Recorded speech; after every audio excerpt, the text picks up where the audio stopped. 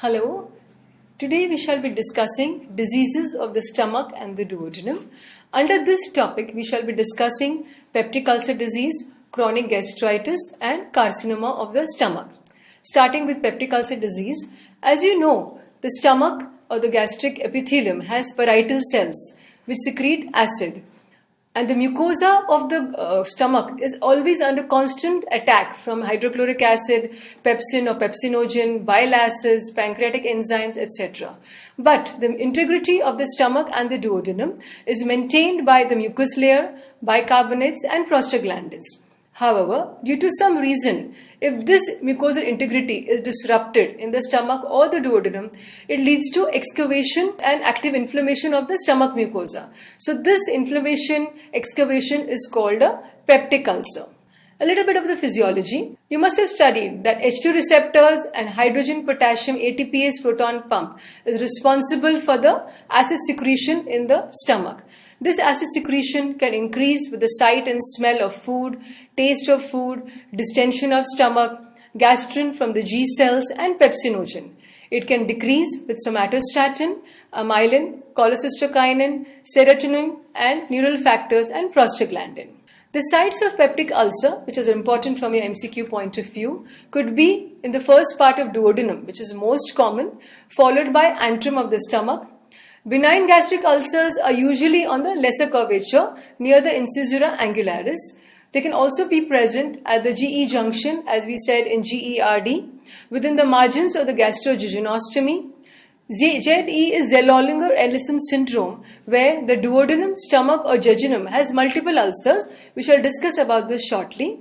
Also, if the patient has a Meckel's diverticulum and there's an ectopic gastric mucosa in this diverticulum, that can also develop a peptic ulcer. A few differences between gastric and peptic ulcer. Gastric ulcer usually presents much later, about 6th decade or so, whereas the duodenal ulcer is seen anywhere from 25 to 75 years of age. And while gastric ulcer is male predominant, in peptic duodenal ulcer, though till 1968, male predominance was seen 2:1, but now it is almost equal incidence in both the sexes. Gastric ulcers, most of them, as I said before, are on the lesser curvature near the incisura angularis. They have a low or normal gastric acid output, and the family history is usually not present, and malignant transformation of these ulcers is more common. In duodenal ulcer, it is located in the first part of duodenum, well demarcated, often very deep. Acid output is much higher than normal. Often they run in families, so history is important. And malignant transformation of a duodenal ulcer is not common at all. Causes are numerous and they are all asked in MCQs as eliminating questions or as causative questions. Most common is H.Pylori infection. NSAID usage, which could be aspirin, ibuprofen, diclofenac, etc. Smoking, alcohol, stress of any type, either just psychological stress or injuries like burns, head injury. Blood group O have a higher predominance of peptic ulcer. Among the drugs besides NSAIDs, steroids, and nowadays we use bisphosphonates for osteoporosis, are important causative factors. Besides this, cirrhosis, COPD, sarcoidosis, multiple endocrine disorders like multiple endocrine neoplasia, primary hyperparathyroidism, Cushing's, etc. The list is long, but you have to read it for your questions in the exam. Coming to the most important cause, that is Helicobacter pylori infection. This accounts for majority of the peptic ulcer diseases, that is duodenal and gastric. And even in the US, the prevalence is 30%. And in developing countries, because of poor hygiene, poor sanitation, low socioeconomic status, the prevalence is almost as much as 80%. Transmission is oral to oral, feco-oral, from person to person. H. pylori is a gram-negative, spiral, microaerophilic rod, which resides in the mucus layer, just beneath the mucus layer and just above the gastric epithelium. The most unique property of H. pylori is it produces urease. So this alkalinizes the microenvironment in which the bacteria is residing. So as a result, even though there is acid in the stomach, it survives in this hostile environment for years if untreated. VAC-A and CAG-A are the toxigenic strains of H. pylori which usually cause the peptic ulcer. Now, H. pylori is not just with ulcer. It starts with gastritis, which could be chronic atrophic gastritis, chronic superficial gastritis. Then it can play a role in GERD, in duodenal gastric ulcers. But if it gets prolonged, it can also cause lymphomas like MALT and adenocarcinoma of the stomach. So what starts with simple gastritis can also go on to something severe as malignancy. It is important to test for this infection before you treat it. There can be invasive and non-invasive methods, in which the invasive methods are obviously on endoscopy, biopsy and histology. You can do a rapid urease test on this sample, or you can send them for culture. In the non-invasive tests, you have serology, you have urea breath test and stool H. pylori antigen test. However, the urea breath test is the most commonly and most easily available, and so it is used more, not just for diagnosis, also for follow-up of treatment. If you see the histopathology on a biopsy obtained specimen, in duodenal ulcer you have an antral predominant gastritis. In gastric ulcer or adenocarcinoma, you have a corpus predominant, means the main body of the stomach has atrophic gastritis. And in MALT lymphoma, there is a background non-atrophic pan-gastritis or a chronic superficial gastritis. Treatment regimens always contain an antacid in terms of PPI, that is omeprazole, a proton pump inhibitor, or an H2 blocker, that is ranitidine. But along with this, we have to give antibiotics, which could be clarithromycin, metronidazole, or amoxicillin. As you can see in this chart, the multiple regimens that are available. However, bismuth subsalicylate is not all the time available. So, the combination of omeprazole with 2 antibiotics or ranitidine with 2 antibiotics is easily available. So, that is what we administer. Remember, immediately after this we do not do any tests. However, after 4 weeks of therapy, we can do a urea breath test which becomes negative. So it suggests there is complete eradication, which is important to reduce the complications and ulcer recurrence. So we have something called triple therapy and quadruple therapy. Quadruple therapy, though advisable, triple therapy is more easily available. So what is recommended? How many days should you give H. pylori treatment? Yeah, initially many books used to say 7 days, but nowadays they recommend 14 days of therapy. And what is most important, just like anti-tuberculous drug, antiretroviral drug, you should never give a single drug. You have to give at least triple therapy. Even dual therapy is not recommended. And like all notorious viruses and organisms, you have resistant strains now. So omeprazole is replaced by pantoprazole. You have antibiotics like rifabutin, levofloxacin, which are all coming for treatment of H. pylori infection. Another important cause of peptic ulcer or gastritis is NSAIDs, which are used commonly by everybody. Now, prostaglandins, as I said before, play a critical role in maintaining the GI mucosal integrity and repair. Now, what NSAIDs do? They inhibit the prostaglandin synthesis by the cyclooxygenase pathway. Now, who are the high risk for these diseases? Old age, multiple NSAIDs, along with steroids, along with anticoagulants, along with clopidogrel, which is another antiplatelet drug. So, when you give 2 antiplatelets, aspirin, clopidogrel, then it can happen. And no NSAID is really safe. Even 75 mg of aspirin can lead to GI ulceration. Specific therapy for NSAID-induced gastritis is misoprostol, and this is but contraindicated in pregnancy. One should remember that before prescribing. What are the complications of peptic ulcer disease? Yes?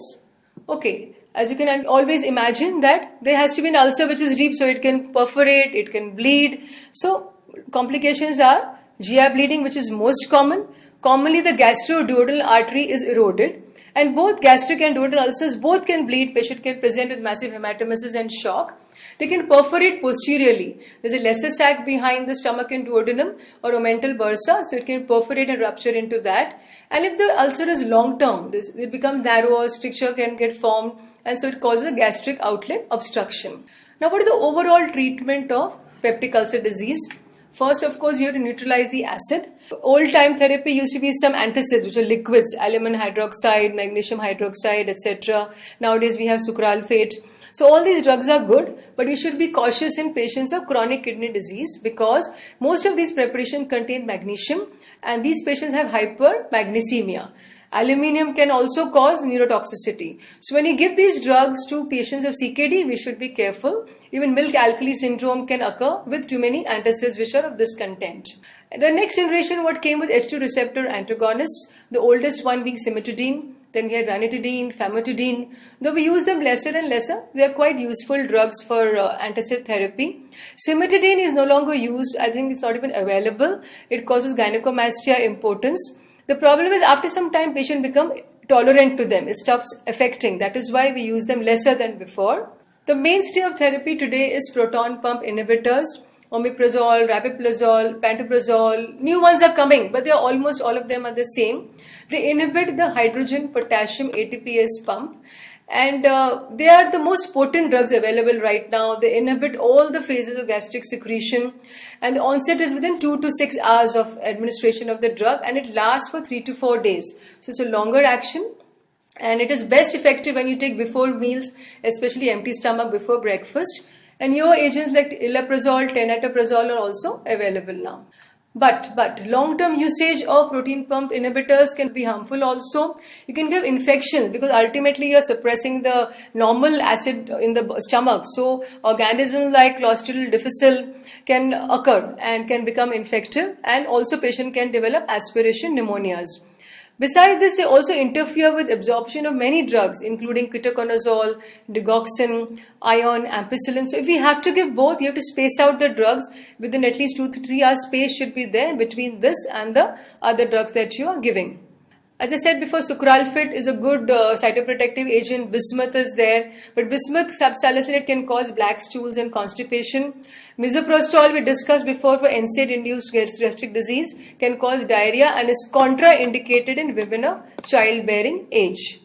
Surgical therapy is offered to patients who do not respond to this or have some complications. Most common use are vagotomy and drainage with pyeloplasty and gastrojejunostomy.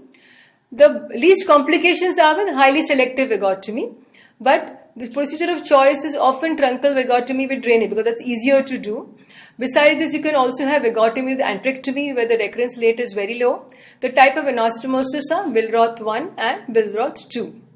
After these surgeries, what can happen? We have removed a part of the stomach or duodenum. So the food is directly going from esophagus, a very small part of the stomach, and directly into the jejunum. So this is called dumping or Postcibal syndrome, where you get a series of GI symptoms following food ingestion.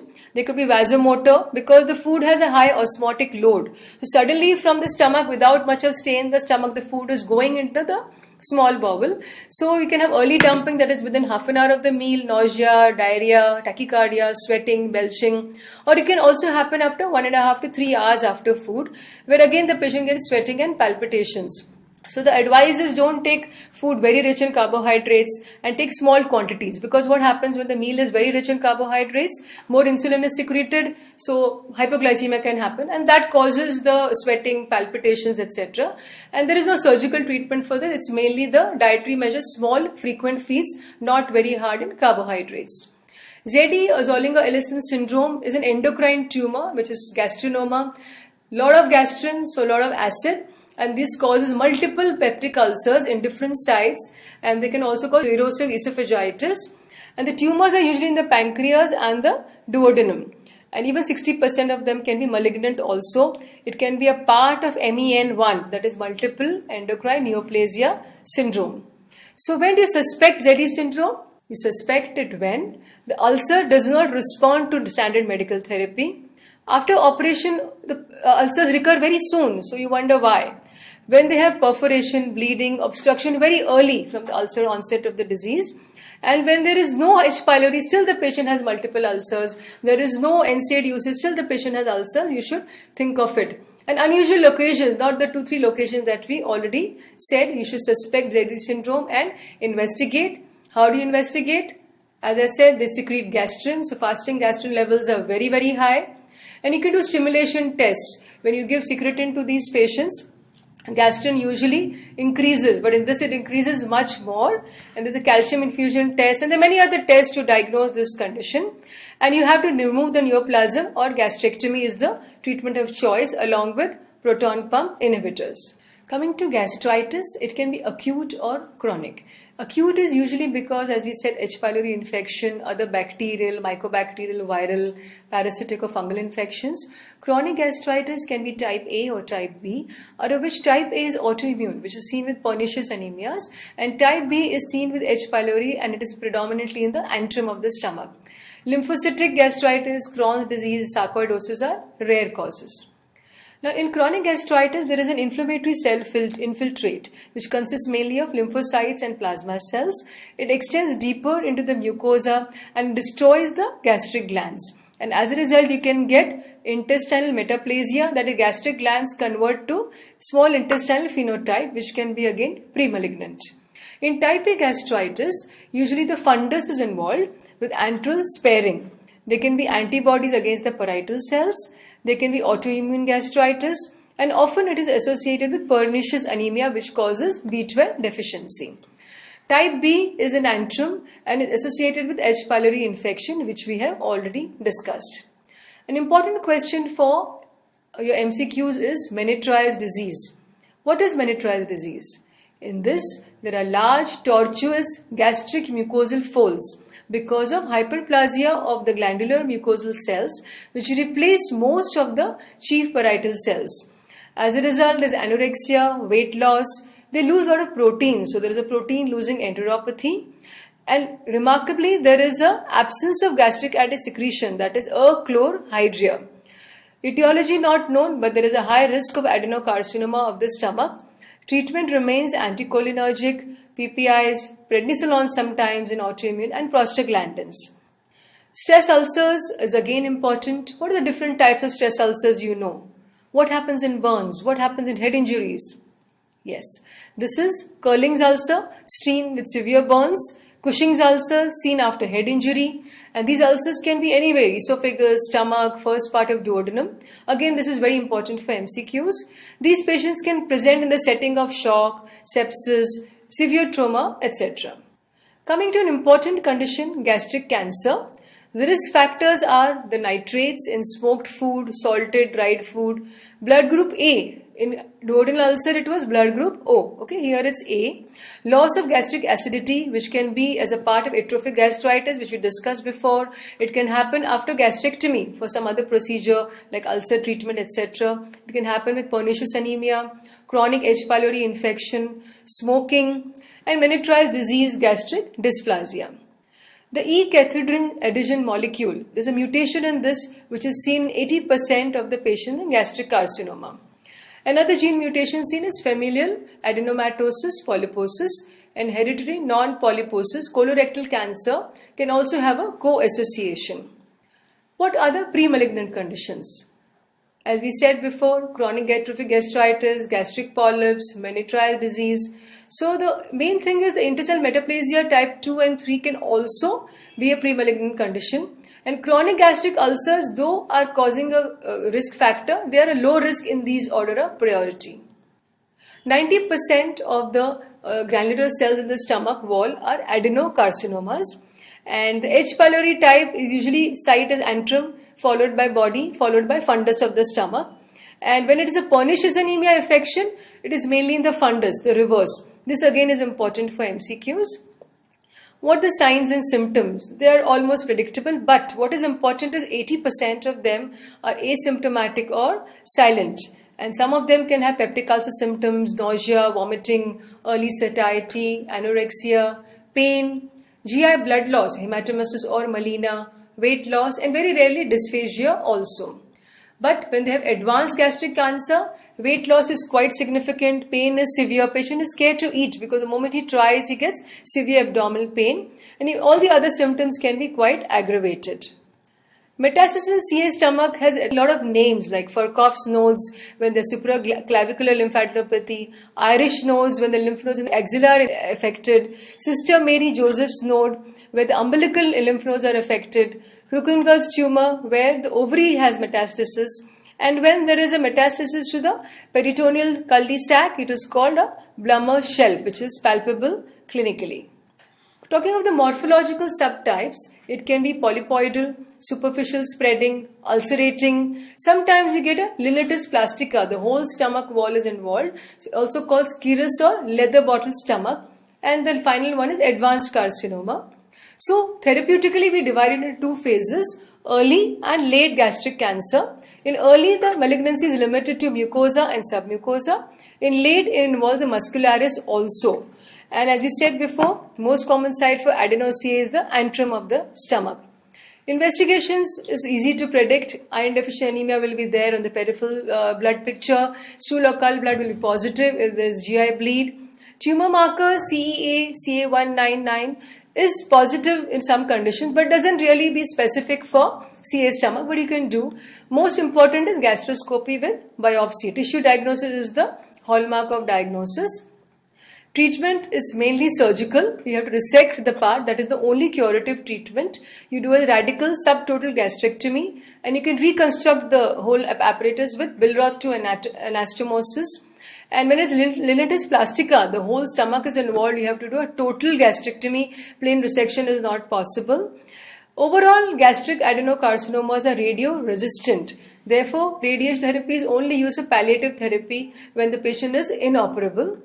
So when you do total gastrectomy, it is preferable to remove the duodenum, lower part of esophagus, the mesentery, lymph nodes also. So it ensures full removal of the tumor and the metastasis. Chemotherapy has a role in treatment of all cancers, so also this one. First line and second line all have cisplatin, where you epirubicin, docetaxel with 5-fluorouracil. Two important entries in the chemotherapy are the biologics, that is cetuximab and trastuzumab, but they are very expensive and their real role is yet to be seen. So the red flag signs for CA stomach, what are they?